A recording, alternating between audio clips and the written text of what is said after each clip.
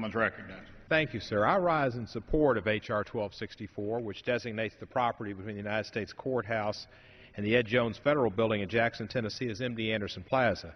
Ed Jones was a congressman who preceded Mr. Fincher in that district and preceded Mr. Tanner. And he had the slogan, Ed Jones from the heart of the country, or the heart of the district with the district at his heart. Quite a fine man.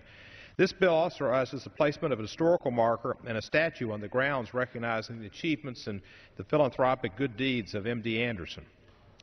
Born in 1873 in Jackson, Mr. Anderson, who was known as M.D. Anderson, was a successful businessman, farmer, and philanthropist. He went to college in Memphis. Smart man he was to go to Memphis, then called Southern Baptist, that I believe became Union in Jackson, Tennessee. And after he was in Memphis and had that opportunity, he moved back to Jackson and went to work in his family-owned business, good choice, and went in the cotton business with his older brother Frank and Frank's brother-in-laws. And they became the largest cotton company in the world, according to Fortune magazine, in 1945. In 1936, M.D. Anderson created a charitable foundation that bore his name and funded it with an initial investment of $300,000. A considerable amount of money at that time. Not a bad amount of money today.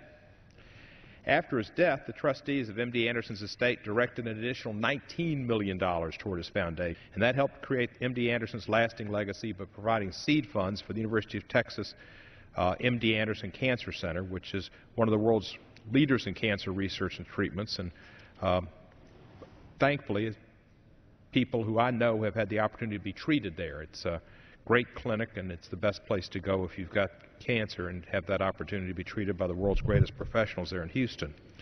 M.D. Anderson is considered to be the father of that institution, and because his charitable foundation matched the initial state funds for a Texas-based cancer research and treatment center, he is given that appellation.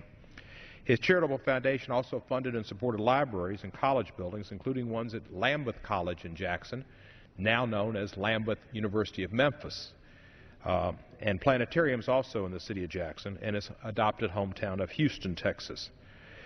Given his lasting and significant contributions to his communities and really to the world with the M.D. Anderson Cancer Clinic, which is the finest cancer clinic I suspect in the world, it's fitting that we honor his commitment by giving the plaza between the two federal buildings his name.